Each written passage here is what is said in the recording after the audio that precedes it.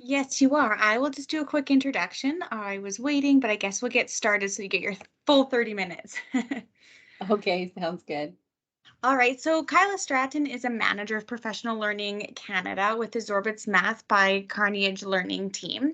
Focused on classroom implementation and success, she has been working in the educational technology field for the entirety of her professional career and has a special interest in content creation, assessment, and inclusive education.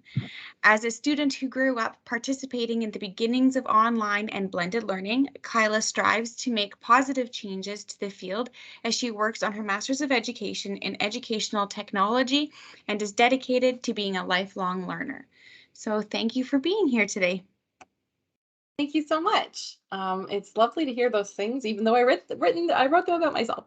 Anyway, thank you, folks, for joining me here today for what is, I'm sure, a very long day of a very long week as we all prepare for back to school. Laurel, can I get confirmation that you folks can see my screen? Yeah, we can see your screen and hear you.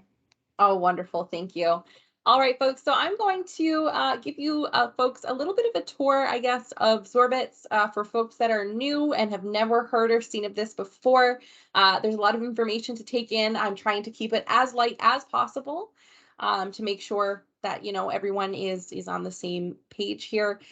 For folks that are returning users you've used this in the past, it's a great refresher, and it's also going to show you some of the new features that we have for back to school and then throughout the month of September as well. So let's get going.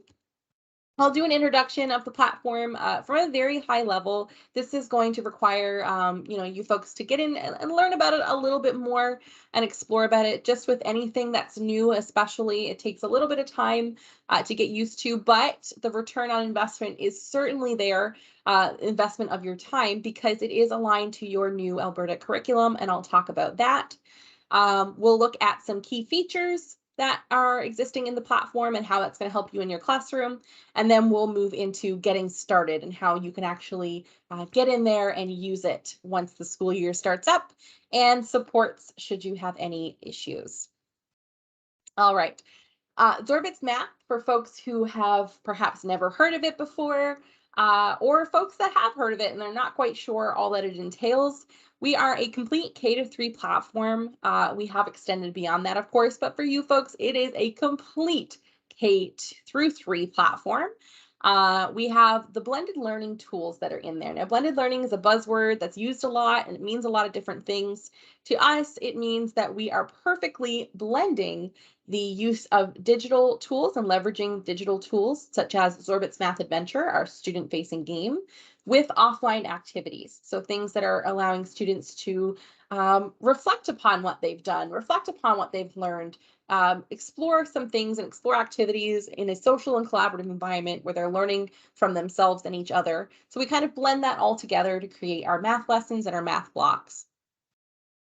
We use those tools to really drive our assessment. Okay, assessment is something that, as we all know, is at top of mind for us all the time as educators.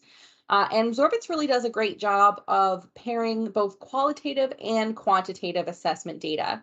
Everything that a student does in the digital game, in the Zorbits Math Adventure digital platform, everything that a student does is returned back to you as the teacher for you to analyze, and we even help you with the analytics of that. We also have the qualitative data tools, which means a little bit more relying on the observation side of what's actually happening in your classroom. What are some trends that I'm noticing? Where are my students with their numeracy development? Let's look at an offline activity, and through the questions that I'm asking them that are carefully chosen, how can I get an understanding of where my student is in their numeracy development? And then based on those assessments, again, qualitative and quantitative, we can pull into the lesson planning piece. So how do I react based on how my students are doing? How do I plan my lessons? How do I plan my blocks?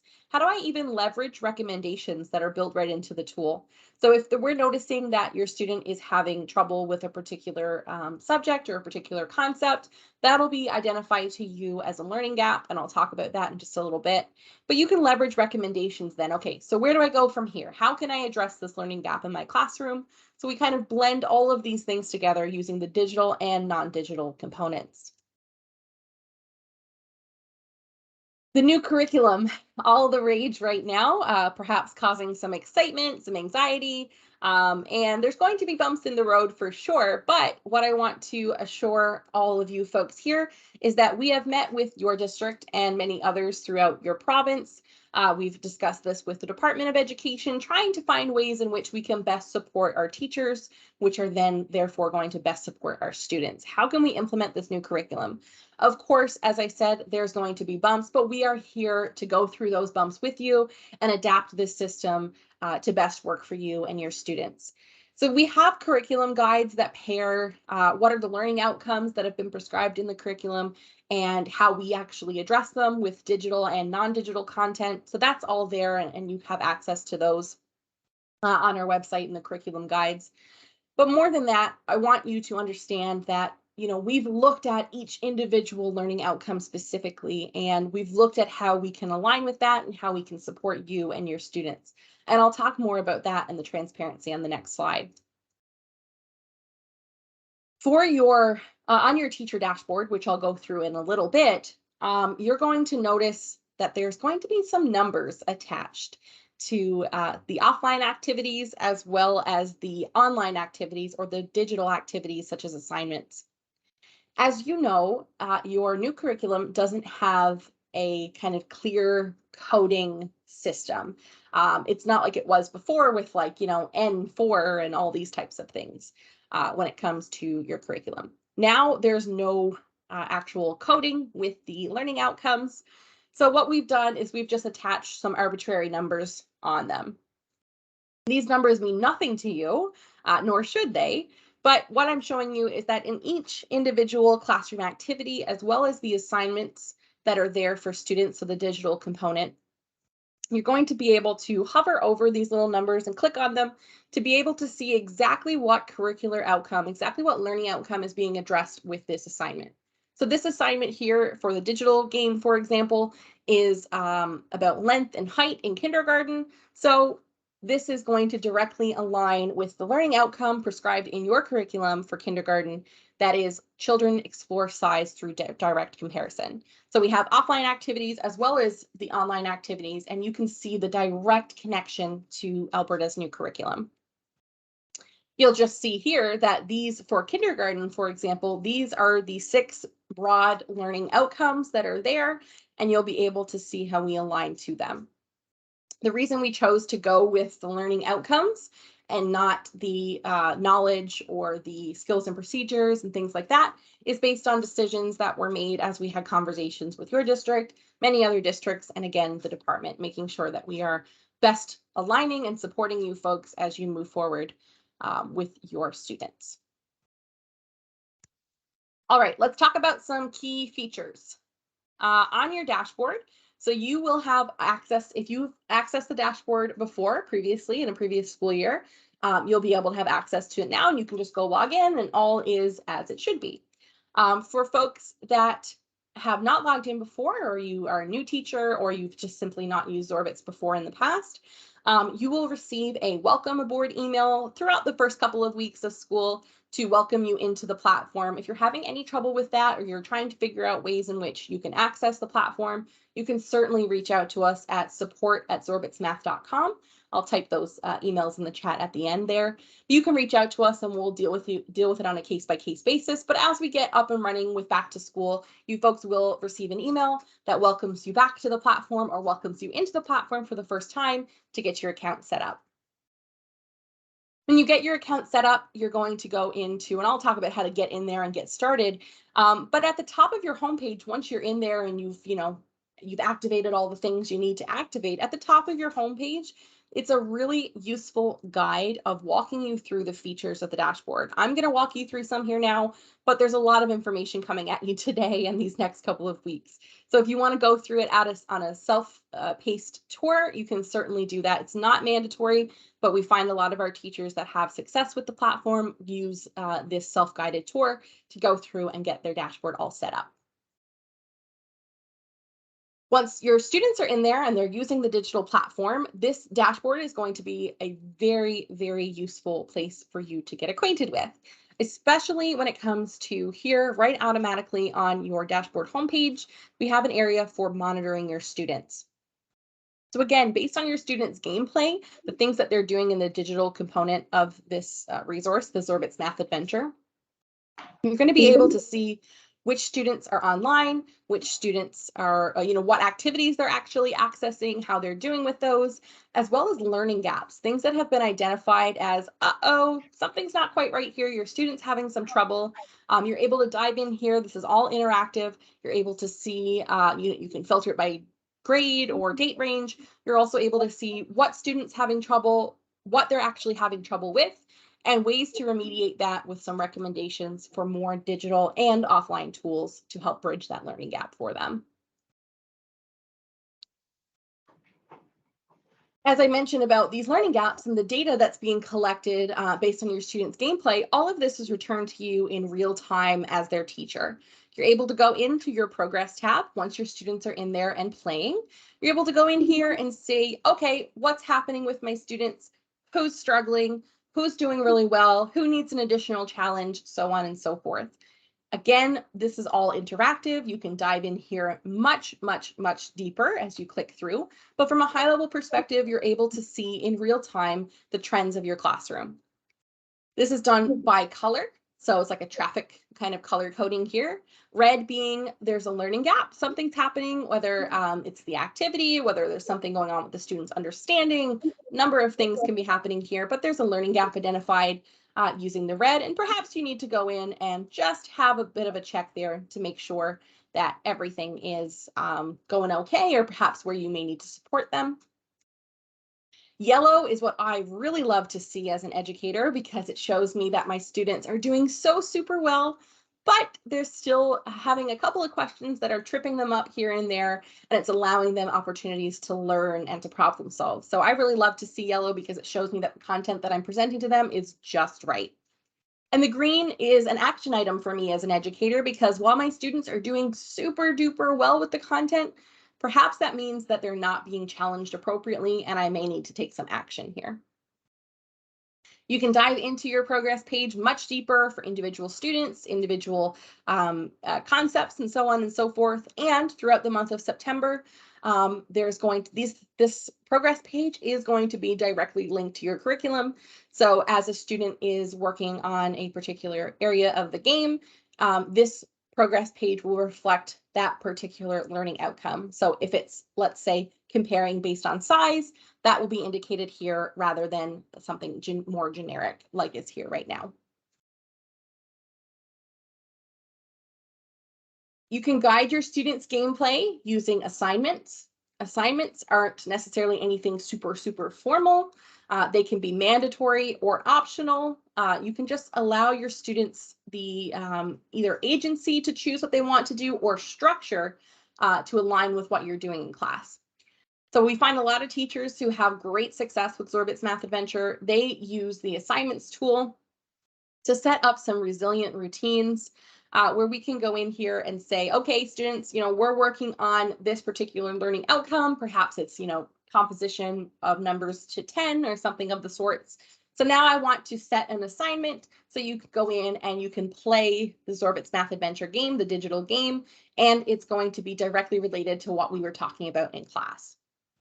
You can go in and set these as custom assignments, ones that you actually pick out the learning outcomes and the activities that you want to compile into an assignment, or you can use ones that are ready to go, as I showed earlier, where it's aligning directly to your curriculum and you can just set it off and fire it off to students. You can set it to send to all students, or you can set it for just a subset of them. Whatever you really want to do, these tools are here for you and it helps you guide that intentional gameplay. Assignments are also super great at the beginning of the year for diagnostic assessments because it gives you like a baseline of the knowledge before you jump into a new topic or a continued topic. So perhaps you're teaching grade 2 and you want to see what your students have actually retained and where they're at from the kindergarten and grade 1 content. You can certainly go in and set an assignment from a previous grade that's younger than where you are right now, just to get a baseline, just to get a feel for where your students are and what gaps you need to bridge before you jump right on in. You can, again, do this for individual students or for the whole class. The data from these assignments is returned to you in the learning gaps from the homepage, as I mentioned, the progress tab, as well as you're able to track assignments specifically and the data from them in your My Assignments tab.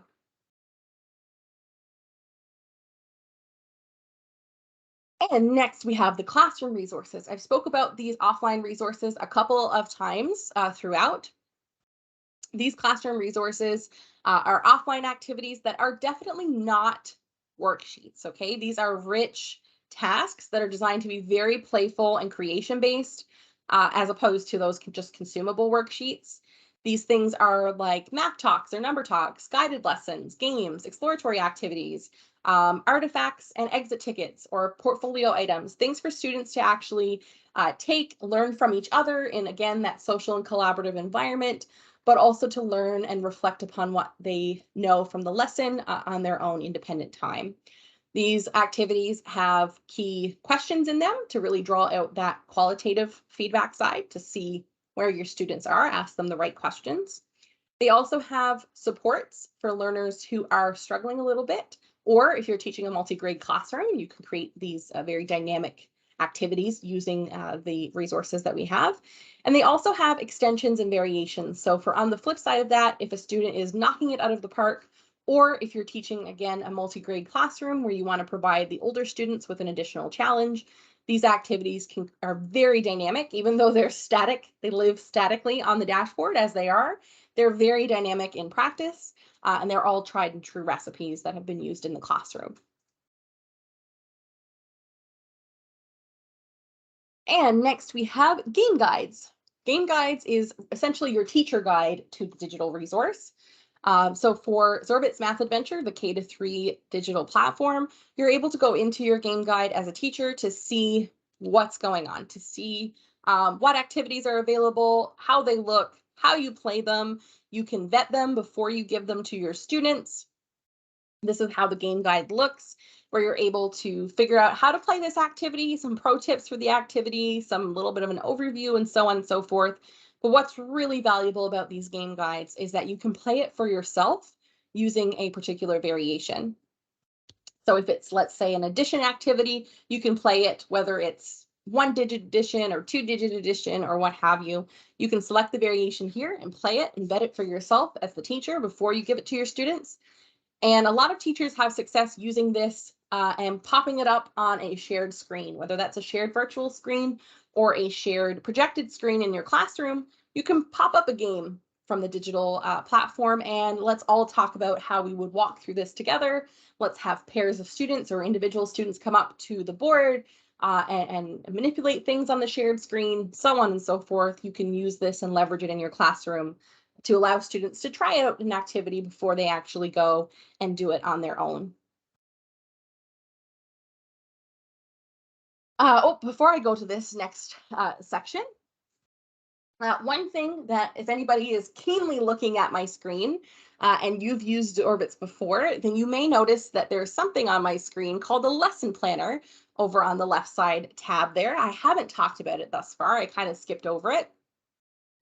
I can see a lesson planner on my side. You folks won't be able to see lesson planner just for another couple of weeks. It's ready. It's almost ready, I guess, for you folks to have. We're just making sure, going through a couple of bugs, making sure it all works good.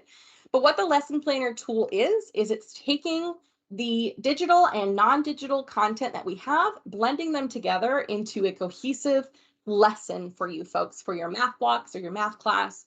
It's providing agency to you as the teacher to choose the activities, but in a little bit more of a structured manner where it's a package deal that you can use to implement in your classroom to address a particular learning outcome, or even down to a knowledge or procedure, or the knowledge sections or the skills and procedures.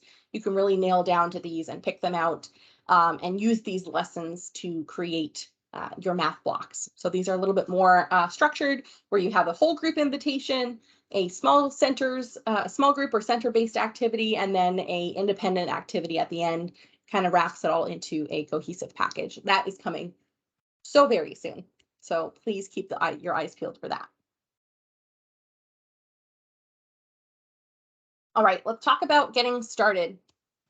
So as I mentioned just a little bit ago, if you are an existing teacher and you've used this before in the past, you should just be able to log right on in and everything should be fine for you.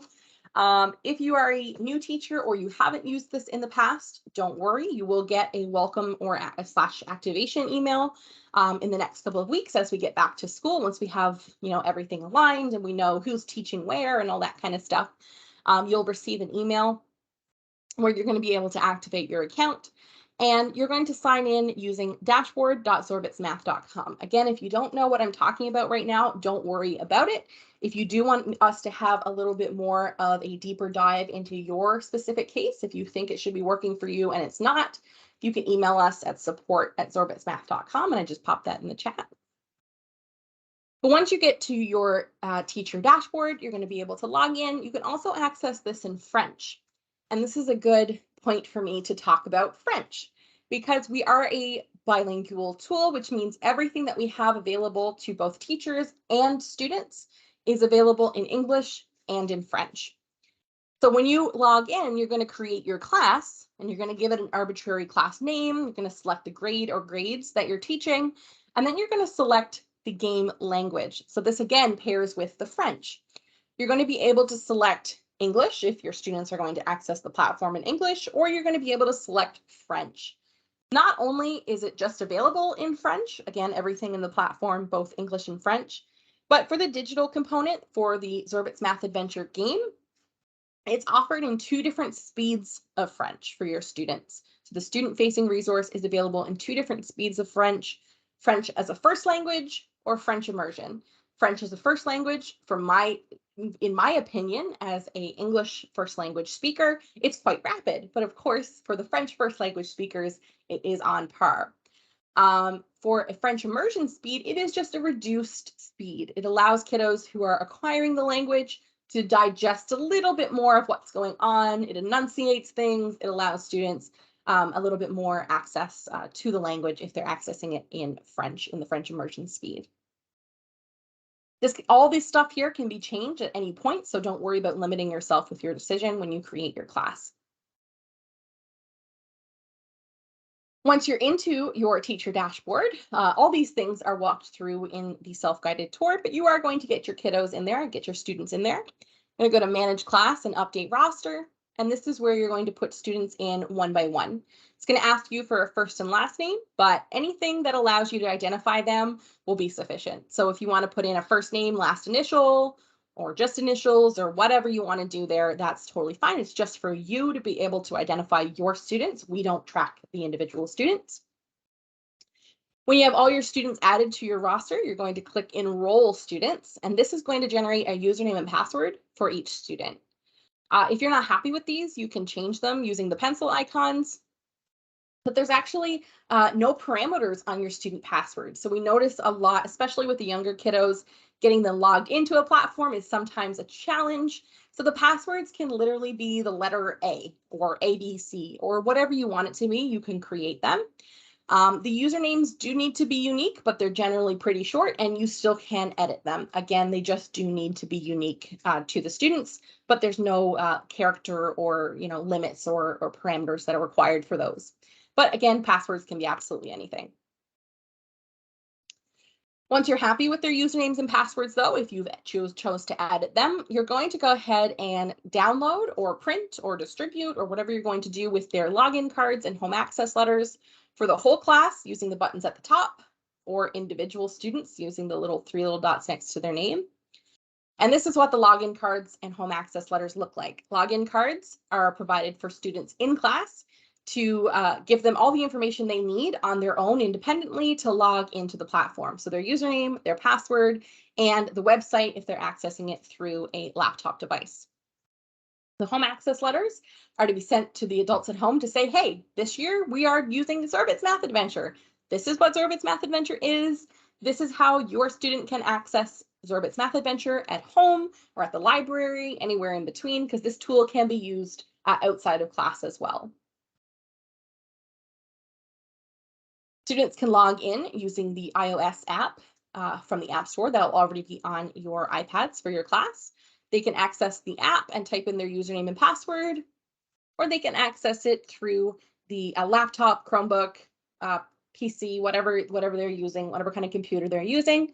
They can access the platform at play.zorbitsmath.com, and they're going to log in using those same username and password details. And they can also access this login page in French as well using the toggle at the top. One thing I did want to mention, though, before we go, is another feature that's available to you folks and will become very useful as we move forward throughout the school year is our game controls. So as I mentioned earlier, I think I mentioned anyhow, I meant to, even if you're a grade 1 teacher, you still have access to everything and all the content K through 3, and that works for everyone. All of you folks have access to all of the K through 3 content. And you can turn on or off this content for your students accordingly, either as a whole class or as individuals. If you're noticing a student who's particularly struggling and needing some fundamentals from a previous grade, you can unlock that content just for that student, or as I said, the whole class. You can turn on and off grades for the students, or you can turn on or off subjects for the students, or strands or concepts. So things like number sense. If you are working on number sense right now, then sure, let's turn off things that have to do with measurement and geometry because they're not applicable to my students right now. You have complete and total control over what your students have access to through game controls. You'll notice here is a student who's in kindergarten with access to kindergarten content. You'll also notice there's no kindergarten written across the student-facing resource because we want to make sure that students are accessing the content that's right for them and not necessarily what's aligned to their grade. We don't want to hurt their little egos, of course. But this student needed a little bit of an extra challenge, so we allowed them some access to content in grade 1. So they have access to kindergarten as well as some of the content from grade 1, again, with no grade labels on here and making sure students are just accessing what's most appropriate for them. You as a teacher have complete and total control over all of this through your game controls. And last but not least, this slide just shows you that you have support available at your fingertips on your dashboard. At the bottom, there's a support tab that's going to provide you with support articles, way to contact us, including the support@zorbitsmath.com email, as well as some on-demand PD videos. So these PD videos, just to give you a little bit of a screenshot of what they look like, is a lot of what I've talked about today, but in a little bit more depth. These are ranging from 2 to 4 minutes long, or 1.5 to 4 minutes long, I believe, and they allow you to get what you actually need and try to figure out what you're looking for in much more bite-sized chunks, as well as if you are having your students access the platform and you're having a little bit of trouble figuring out how to explain to them how to log in using an iPad, for example, you can pop this video using a student guide up on the on a shared screen, and we will walk your students through together, such as, get your login card and pause the video here if you don't have it and things like that. We'll actually walk students through using some student-facing language to get them access to the platform. We want to make sure that we have as low floor as possible for that accessibility point. All right, so I rambled for 29 minutes, but I am open to any and all questions from you folks. I have been looking at the chat there and I don't see any, but if you have any questions, please feel free to let me know either now or later. You can access anything that you need through support@zorbitsmath.com, and I'll also provide my direct email in the chat here. If you have any questions, you can also contact me and I'll figure out, if I don't know the answer, I'll find the answer for you as we move into this new school year.